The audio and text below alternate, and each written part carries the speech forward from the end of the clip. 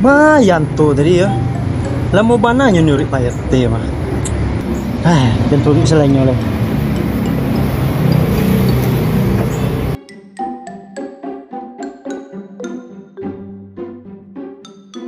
Lagi nego ya.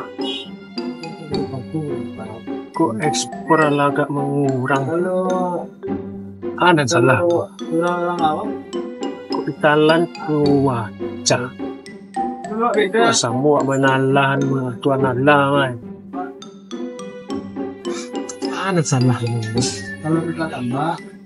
Kok kini warga agak kurang ini dalam pengurusan. Udah sekacau dulu deh dong. Kok dulu mah tak. Kok kini jangan kan orang yang mau urus nih, mau urus sore. Aku nunggu saya nggak ngacor ya dong. Lah sama lo juga aku begini. Kalau mau dan harus ada improvisasi juga sakit.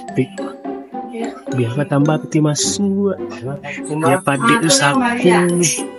Kok gini? Isi saku bandang deh ini deh.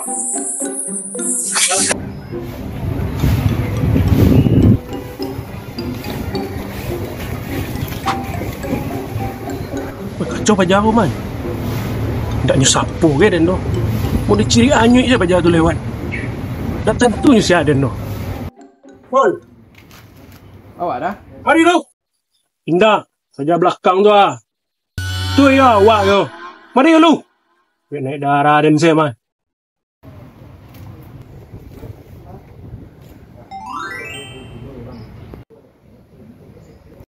Awak lewat saya sekolah mah. Nak kenal dia awak sambo sekolah.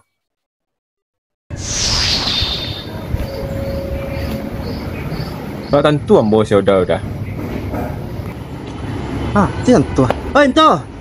Balas sebuah Pak RT. Kamu nang wah kerapai.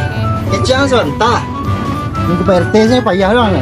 Nak tentu nama Pak RT itu dolah 2 jam yang petang-petang sekolah. Tidak sobok dan tu ada datang sana lagi petang tidak memenuhi kriteria tu. Mau orang nak jalih orang tu.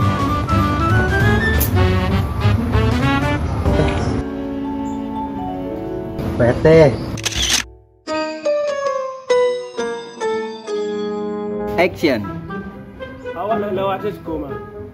Dah tentu ambo siapa.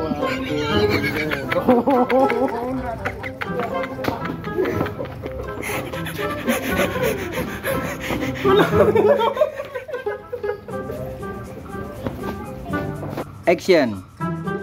Awak lewat saya sekolah. Ada di bawah.